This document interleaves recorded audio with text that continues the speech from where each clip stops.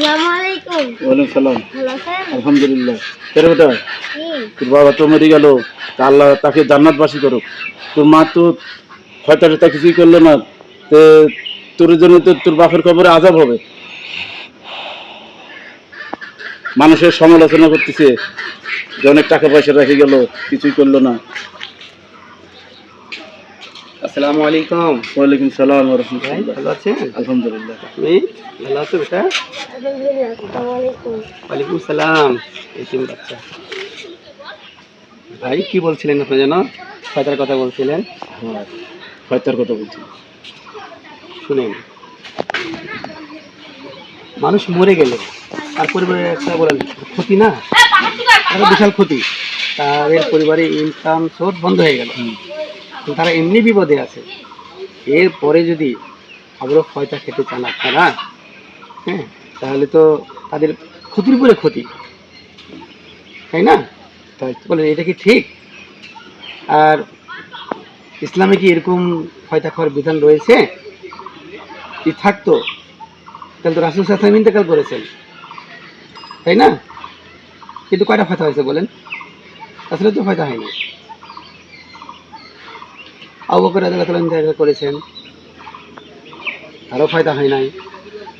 এভাবে উমর, হযরত ওসমান রাদিয়াল্লাহু তাআলা আনহু তো অনেক ধনী ছিলেন, তারও তো ইন্তেকাল হয়েছে, কিন্তু তার পরিবার কি ফয়দা করেছিল? আসলে ভাই, এটা হলো একটা হিন্দু আনা কালচার। এই যে 40 বলছেন না, 40 দিনে ফয়দা করতে হবে নাকি? যে 40 দিনে ফয়দা করা, 40 দিনে হিন্দুরা এটাকে বলে শ্রাদ্ধ। হিন্দুরা মনে করে যে 40 দিনের মধ্যে যদি 40 দিনের দিনে যদি মানুষকে খাওয়ান দাওয়ান না দেওয়া হয়, তাহলে আত্মা স্বর্গে যায় না, এটা করে শ্রাদ্ধ বলে। সেই কালচার থেকে আমাদের মধ্যে ফয়তা ঢুকে গেছে রে ভাই। আসলে ফয়তা আমাদের ইসলামের আমাদের ইসলামের মধ্যে নেই।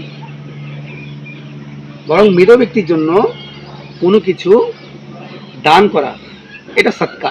তো ফয়তা, ওই খাবারটা তো সদকা, তো এটা তো গরিব দুঃখীরা খেলে খাবে, গরিব দুঃখীদের হবে। কিন্তু আপনারা এই যে গণ্যমান্য ব্যক্তি, পরমাণিক সমাজের মানুষগুলো যে ফয়তা খেতে যাচ্ছেন, তারা খাবেন, এটা তো আপনার জন্য খাওয়া যায় যাবে না।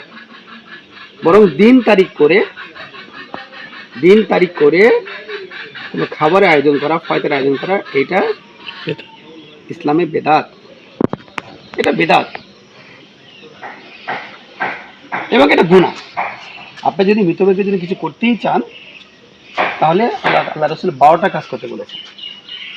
হ্যাঁ, আপনি এভাবে গাছ লাগাই দেন, রাস্তা করে দেন, কালভার্ট করে দেন, আপনি মাদ্রাসায় এতিম বাচ্চাদের খাওয়ান, আপনি কোরআন দান করেন, এরকম অনেক সাদকা জারিয়ামূলক কাজ রয়েছে, এগুলো করতে পারি।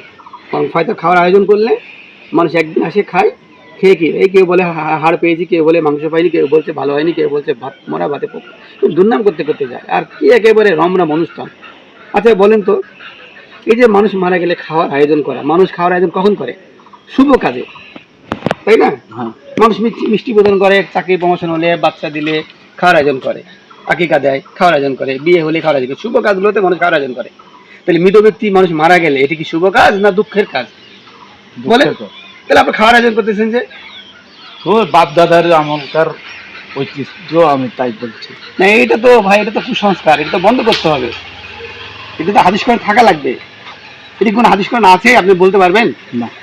তাহলে আমরা এটা করে আসতেছি মানে, এই জন্য এগুলো বুঝতে হবে। মনে রাখবেন, মৃত ব্যক্তি মারা গেলে তার পরিবার বড় ক্ষতিগ্রস্ত হয়। তাদের কাছে খাবার চাওয়া, হ্যাঁ, এটা বড় জুলুম। ইসলাম কারোর প্রতি জুলুম করে না।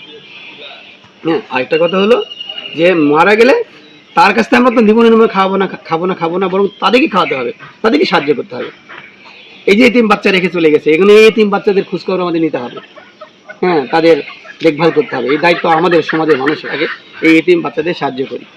হ্যাঁ, আল্লাহ এতিম ছিলেন, এতিমদেরকে ভালোবাসি, এতিমদেরকে ভালোবাসলে নেকি হয়। আমরা ফয়তা না, আমরা এতিমদেরকে ভালোবাসি এবং তাদের সাহায্য করি। ঠিক আছে ভাই? ঠিক আছে।